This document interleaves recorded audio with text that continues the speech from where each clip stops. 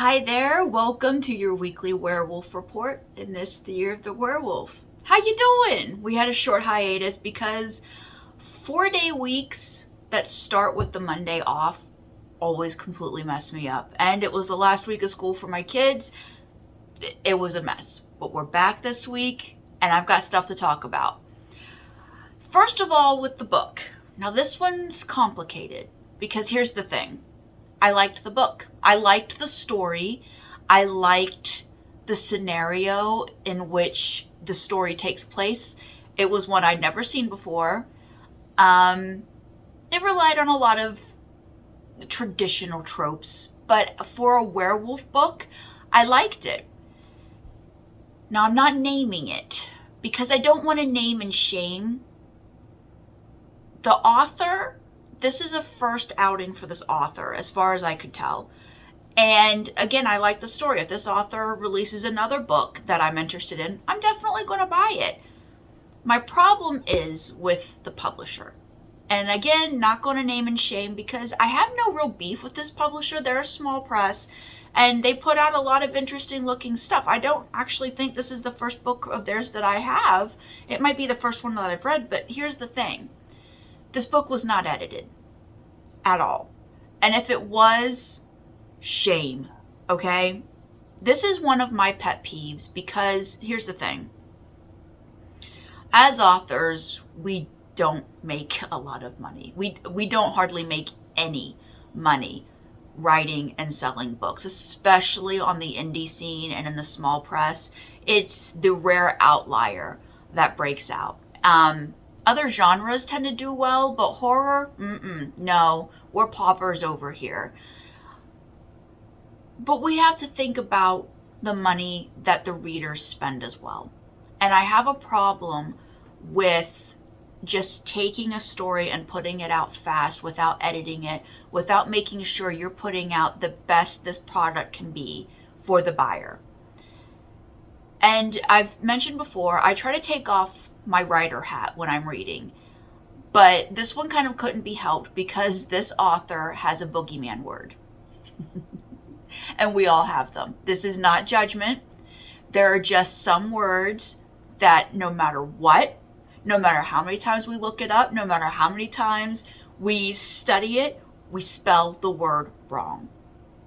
And this writer's word is the word stared. Past tense of stare, like I'm staring at my phone right now. They kept spelling it with a double R, so it was starred. And it was prevalent throughout the book. It happened many times. And it's an obvious mistake that would have been caught had this been edited. There were a couple other small mistakes, mixing up your twos, little things like that took me out of the story. It took me out of what I was going through with the characters. And that irritates me. As a reader, I would like to know that other eyes have been through this to catch things like that. Even a copy editor would have noticed that. I think they accepted the manuscript and just put it out, and that bugs me. You have to have a second pair of eyes go through things like this. But I did enjoy the story. I thought for a monster book, for a werewolf book, it was great fun. It's a short one. It was fast and filthy. Great fun. I liked the way it ended. I don't want to,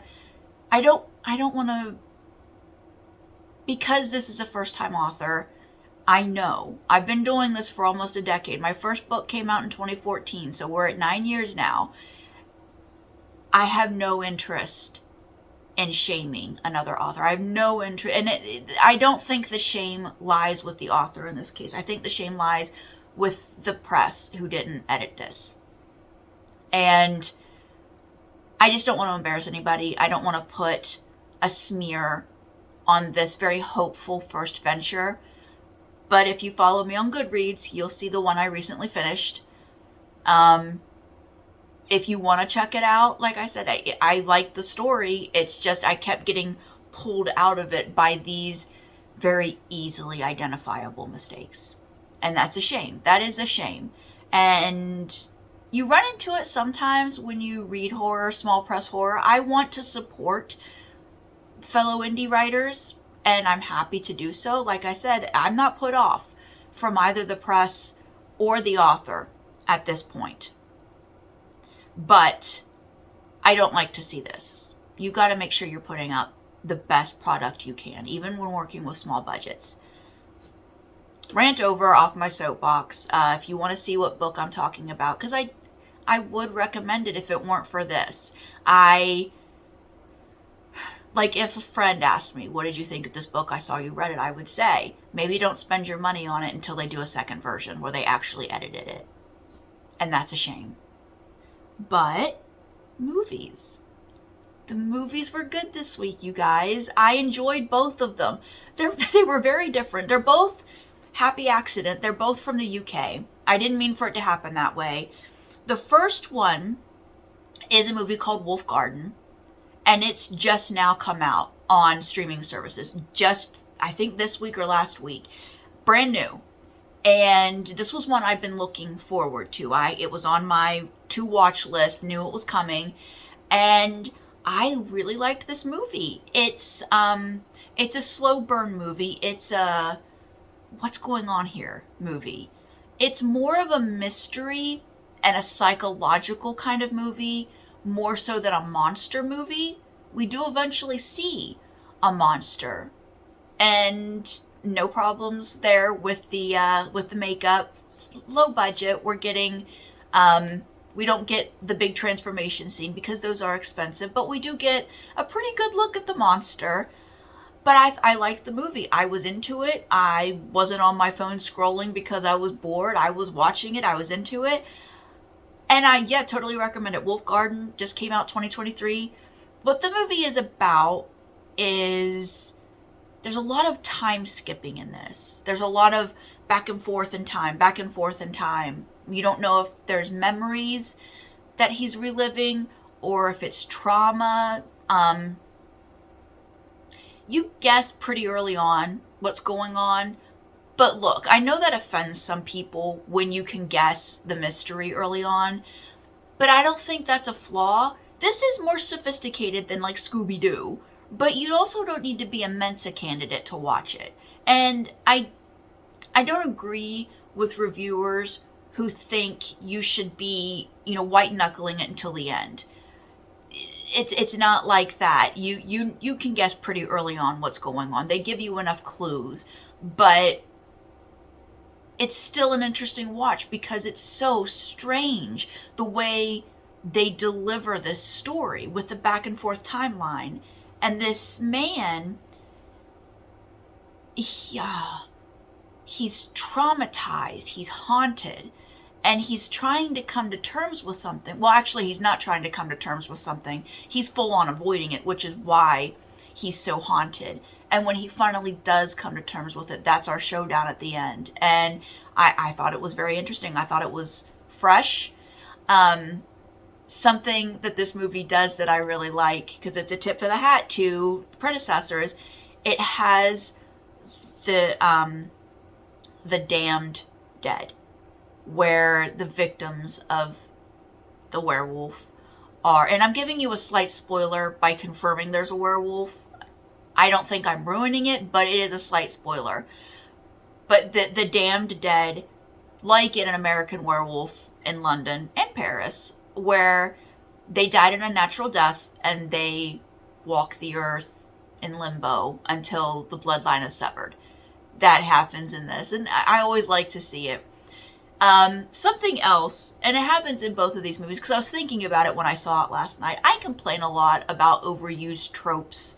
The one where in werewolf movies, someone decides, well, you're a werewolf, we have to do research. Let's go to the library, and our little crappy small town library just mysteriously has all of these esoteric books that all feature, eerily enough, the same 5 or 6 wood engravings. It drives me nuts. It's hokey. I don't like it.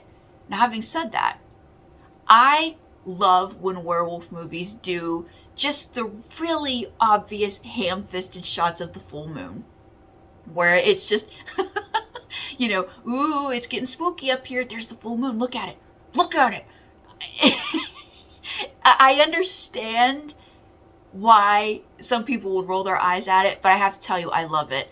I love when people get creative with it too. Like, I love how sometimes you get those really super duper high res images of the moon where you can see all of the craters, all of the texture of the surface of the moon. But I like the ones where you're looking at the full moon becoming clear because that gauzy swath of really thin clouds just passed over it and now you can see it fully clear, or you're looking at the moon's reflection in a puddle of mud or anything like that. I love it. Give me more. Keep doing it. Stop with the library trips. Thank you very much. So Wolf Garden, yes, it's more psychological and it's more mystery, but it has a payoff. I enjoyed it. Definitely recommend. The second movie I watched is a movie called Night Wolf. Now this one is more openly monster movie. Lots of gore. Actually, there's a piece of gore in this movie that was surprising. Like, oh, whoop, that happened. Oh. This is again one where we have a lower budget and they get around having to show the monster because in Wolf Garden, we don't see anything until the end. There's no need to see it. That's not what the story is about necessarily. In this, the monster shows up pretty dang early. So it's there throughout most of the movie. But because low budget, they get around full on showing it in neat ways. Like it's a shadow, or you can just see glowing eyes coming out of the dark. And I thought it was very effective. Now, I will say, I don't like to speak ill of low-budget creatures, but I have to make fun of this. I do. The werewolves look like pig monsters. They're hairless. The snouts don't look pig-like. They definitely look porcine. And I got a chuckle out of it. It didn't make me hate anything. I got a chuckle out of it. I like this movie. It's definitely B level. It's fun, it's fast, but the characters are good. The acting for B movies, sometimes, boy, you get really bad acting. I thought the acting was competent and nobody took me out of it with their horrible acting. These people knew what they were doing. Maybe there weren't enough likable characters. That's sometimes something that you can struggle with, but it moves so fast. You're not meant to linger on any of these characters for too long. And yeah, the ending it's kind of brutal, but it wasn't anything. It didn't break the rest of the movie or anything. It was interesting. I wish they'd answered one more question there at the very end. They didn't answer it for me. And it's like, well, if you watch it, you'll know, well, where was she going? I understand that, that's not what they thought it was. And I understand why she was going there, but where was she going? Answer that question. And again, this one is much more straightforward, just monster movie. Lots of violence, lots of killing, lots of high stress situations being played out, and people kind of not being at their best because of the high stress. So yeah, I thought it was fun. I definitely recommend these two. I wish I could recommend the book. I wish I could say it. Please edit your stuff. If you're a self-published author, at least find someone who's a second pair of eyes who could say, hey, you keep misspelling this word. If you're going to ask for money for this product, please make sure it's the best you can do. Nobody's asking for perfection. Not even the big five can deliver perfection. But having the same word misspelled 5 or 6 times in a very, very thin novella, that's a problem. That's just me. I know some people probably don't care. I tend to be pretty easygoing, though. I'll forgive a lot in small press because I understand. Limited funds, limited time, limited staffing. I get it. But this one was pretty egregious in my opinion. However, if the author comes out with something else that looks interesting, I'm totally buying it because I like this book. So we've got 2 movies this week. Go forth. They're both on Tubi. Wolf Garden, though, if you have an Amazon Prime membership, you can watch it for free on Amazon without ads. And I actually think this one would play better without ads because of the looping and the going back and forth in time. It's better to have it all kind of laid out at once instead of with breaks. The breaks didn't matter with Nightwolf. It's fine. But yeah, that'll be it for this week. Oh, that reminds me. I have other werewolf books in the TBR. You guys have been recommending great ones to me. Thank you very much. Keep them coming. But next week we'll start the reread of the Howling trilogy. I will get through the first one. We'll talk about it next week. And I'm doing this because I don't feel good that I didn't like the trilogy the first time around. I'm hoping maybe I don't remember what was going on in life back then. Maybe I was going through a bad time. Maybe my head just wasn't in the right place. That happens. I mean, that's why it's so important to remember that art is subjective. I'm going to try this again because I really don't like that I didn't like these books. So I'm going to do it again. And if I don't like them, I'll still talk about them. I'll still talk about what didn't work for me, because here's the thing. Unlike this indie author that wrote the book that I read this week, Gary Brandner does not need me. He does not need my opinions. My bad opinion will not affect him whatsoever. He's fine. He's going to be fine. And I still don't like talking bad about other books, but if I don't like these, it's not hurting the author. It's not hurting anybody. And I'm not going to come on and be a jerk about it or anything. I will try to intelligently and factually, as far as opinions go, deliver what didn't work for me. But I'm really hoping that I end up liking them, that it was something that was going on at the time and I like them. So that'll be it for me this week.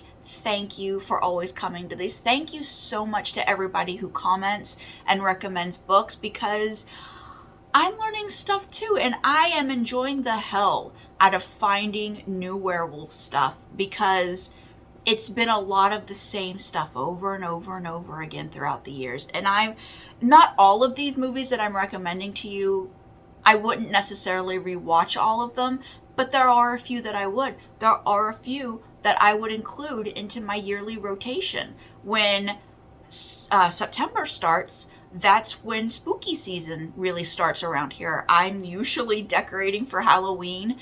I'm putting the 7-foot werewolf on my front porch. His name is Marshmallow. And that's when I really start. I'm not working at night as much. I'm sitting downstairs and watching scary movies. And there is a yearly rotation of these scary movies around that time. And I actually think I'm going to add to it with more werewolf movies this year, because a few of them have been good enough. And when I talk about these at the end of the year, I will make sure to mention the ones that are, for me, worth a rewatch. So thank you so much for being here for this. Thank you for commenting and recommending. And I will see you next week. Bye.